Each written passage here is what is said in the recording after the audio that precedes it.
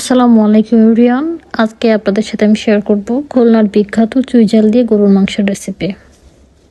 আমি রান্নায় কিছু স্পেশাল মশলা অ্যাড করেছি, সম্পূর্ণ ভিডিওটি দেখার অনুরোধ রইল।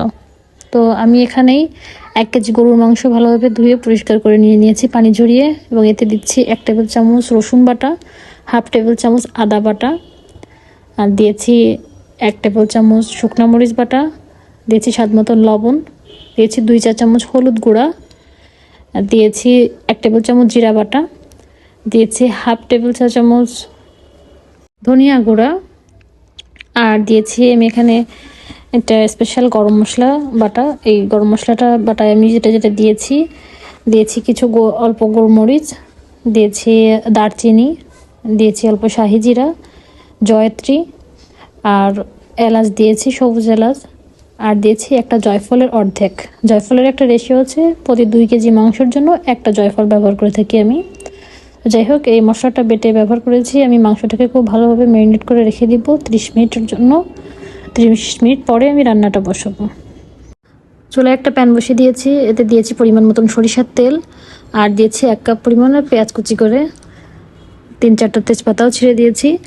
এখন পেঁয়াজটাকে আমি কিছুটা নরম করে ভেজে নিব। পেঁয়াজটা নরম হয়ে এলেই আমি যে ম্যারিনেট করে মাংসটা রেখেছিলাম, সেই ম্যারিনেট করা মাংসটা দিয়ে তেলের উপর কিছুক্ষণ নেড়ে চেড়ে মিক্স করে ঢাকনা দিয়ে ঢেকে দিব। ঢাকার পরে দেখতে পাবেন এতে কিছুটা পানি বের হবে।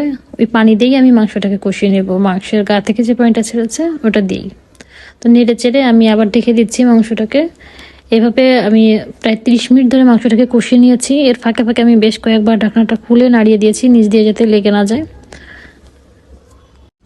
দেখতেই পাচ্ছেন 30 মিনিট ধরে কষানোর পরে খুব সুন্দর একটা কালার এসেছে এবং উপরে তেল বেশি উঠেছে।